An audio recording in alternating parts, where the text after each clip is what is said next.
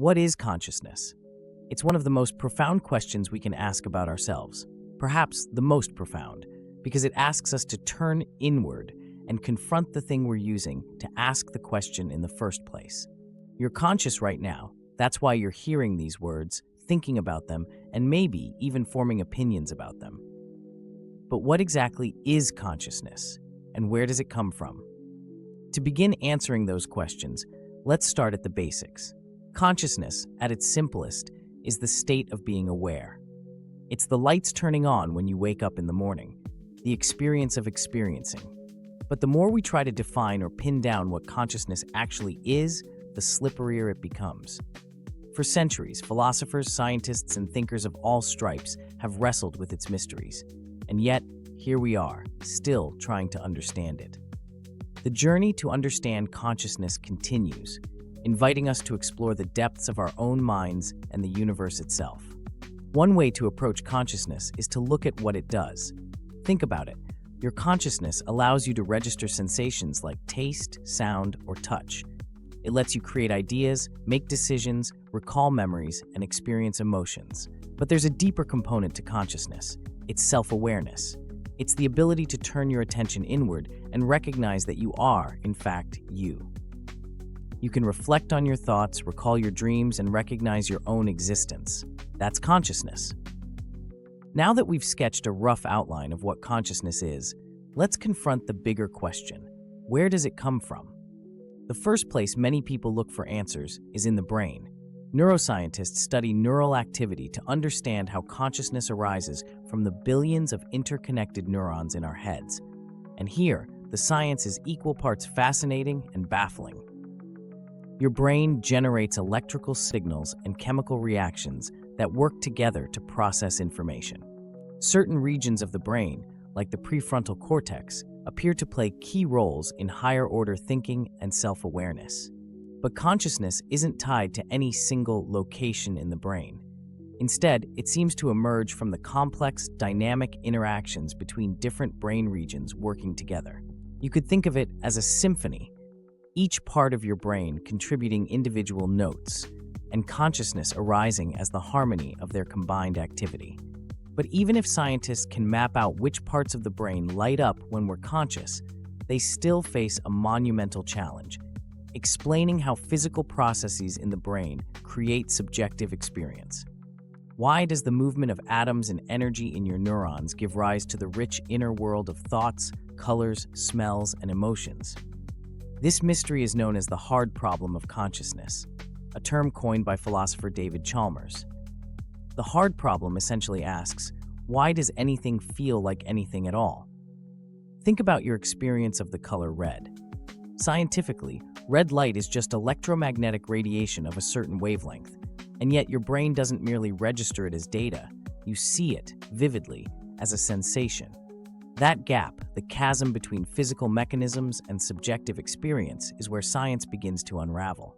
We can describe what's happening in your brain on a molecular level, but we still don't know why it creates conscious awareness instead of just functioning unconsciously, like a machine.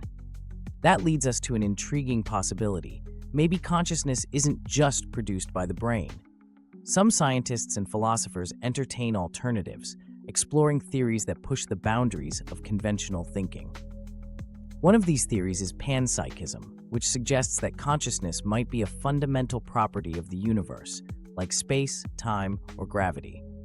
According to Panpsychism, even the tiniest particles, like atoms and electrons, might possess a form of proto-consciousness. Your own consciousness, then, wouldn't be something entirely unique. It would instead be a complex assembly of these smaller conscious components. It's a radical idea, and while it has its critics, it raises fascinating questions about the nature of reality. Another theory proposes that consciousness might not reside in the brain at all, but somewhere else entirely, in the fabric of the universe, accessible to our minds through complex mechanisms we don't yet understand. Some ideas, like integrated information theory, suggest that consciousness isn't tied to biology. It's a measure of how much information a system integrates. By this view, a sufficiently complex network of connections, whether biological or artificial, could become conscious. But amidst all these theories, there's one more lens through which to view consciousness. Evolution. Consciousness, scientists argue, must be useful, or it wouldn't have evolved. After all, nature doesn't usually keep things around that don't serve some purpose. From this perspective, consciousness may have developed as a survival mechanism, allowing humans and some other animals to process the world more effectively, make better decisions, and plan for the future. It could even be tied to social interaction. Self-awareness helps us understand others by empathizing with their experiences and intentions. While studying animal consciousness might not answer the deeper hard problem, it can give us valuable insights into how consciousness works. After all, creatures like dolphins, elephants, and even octopuses exhibit complex behaviors that hint at forms of self-awareness. Are these animals as conscious as we are? Or do their minds work in ways we can't even imagine? And that brings us to an intriguing idea. What about artificial intelligence?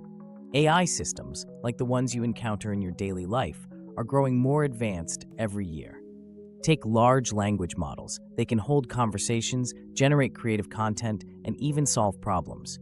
But are they conscious? Right now, no. AI systems simulate intelligent behavior, but there's no evidence they possess subjective experience or self-awareness. Yet the question lingers. If AI becomes more complex, could it one day cross the threshold into consciousness? And perhaps that's the real magic of consciousness. It's endlessly mysterious. Whether we see it as a product of networks in our brain, as a universal property, or as something evolution designed for survival, consciousness constantly challenges us to look deeper. It's the thing through which we experience the world, but it's also the thing we least understand about ourselves.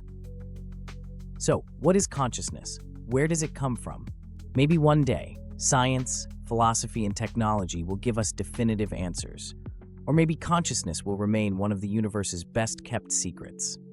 For now, all we know is this: to be conscious is to exist in a uniquely human way, a way that invites us to wonder, explore, and imagine. And isn't that remarkable in itself?